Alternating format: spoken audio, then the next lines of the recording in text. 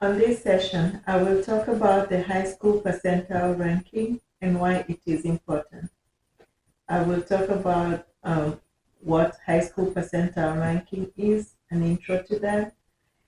I'll talk about percentage versus percentile, the National Percentile score ranks, high school percentile, and also what it means when a student tells you they graduated top of the class versus bottom of the class. So let's do this. The National Percentile rank, which is also abbreviated as NPR, is a standardized subject grade assessment which tells you the percentage of the same grade students who on a national level performed the same or below the particular score. A percentile rank, which is abbreviated as PR, have a range from 1 to 99 and are referred to as the status score because they are unequal intervals between scores. As with all ordinary scores, we cannot add, subtract, multiply, or divide them. Percentile ranks and national percentile ranks scores are frequently reported in large-scale testing. Schools use this method to rank students, and especially schools in the United States. For example, if Jimmy in the second grade has a standard score of 156 and it ranks him at the 65th percentile, then that means 65% of all the other second graders who took the same test nationally scored 156 or lower. So they were at Jimmy's level or lower. On the reverse, 35% of Jimmy's same grade peers scored above 156. 65th percentile means 65% were on that level that Jimmy was. And if anything above 65, they were in the 35th percentile of that class. So meaning they were on the higher level percentile. So let's talk about the difference between percentage and percentile. Percentage, when we're talking about a student score, if a student got 50% of the questions right, the percentage refers to a figure out of 100. Therefore, 50% means 50 out of the 100, or 50 per 100. Percentages provide a simple way to standardize different quantities for comparison purposes, such as the ratio of desk chairs to desks on one floor of the office building compared to the number of desk chairs to desks on the different floor in the same building. While on the other hand, percentile, it means that when they get a 50%, the student did better than 50% of the people who took the test. A percentile refers to the percentage of values found above a specific value.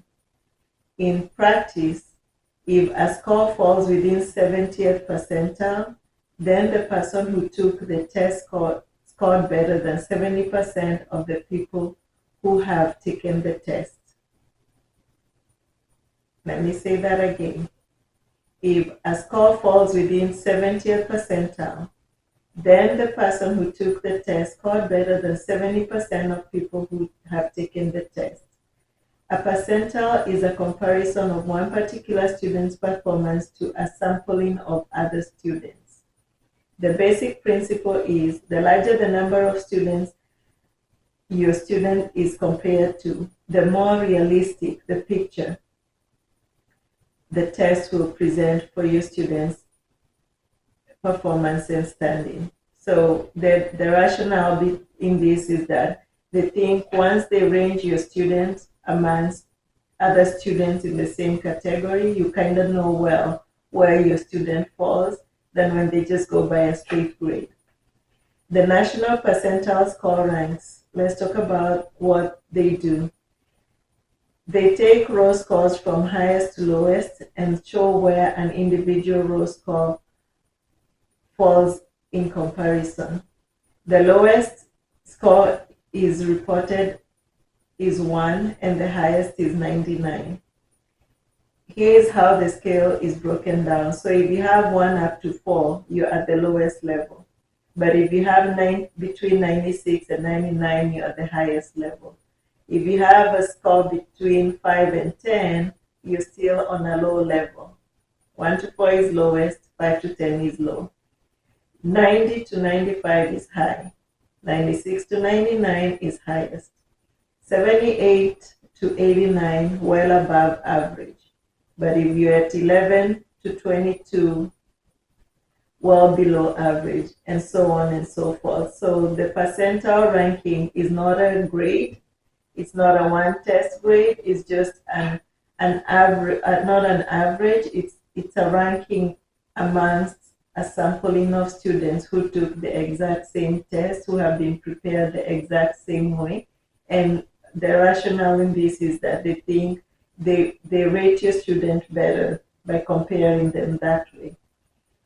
Let's talk about the high school percentile. High school percentile is a way of comparing students' performance to the performance of other students in in their high school class. For example, if a student is in 80th percentile, it means that they performed better than 80% of their high school classmates. So they're doing good. High school percentiles can be important for a number of reasons. For one, they can help students and parents get a sense of where they stand academically compared to their peers. And these are the same peers that they'll be competing with when applying for college. So it gives them a better picture of where they are. This information can be useful when setting goals and making decisions about classes or extracurricular activities. High school percentiles can also be important for college admission, as mentioned. When a student applies to college, the admission committee will consider their academic performance, including their high school percentile, while making admission decisions. In some cases, a high percentile can help a student stand out in a competitive application pool. That being said, percentiles are just one factor among many that college admission committees consider.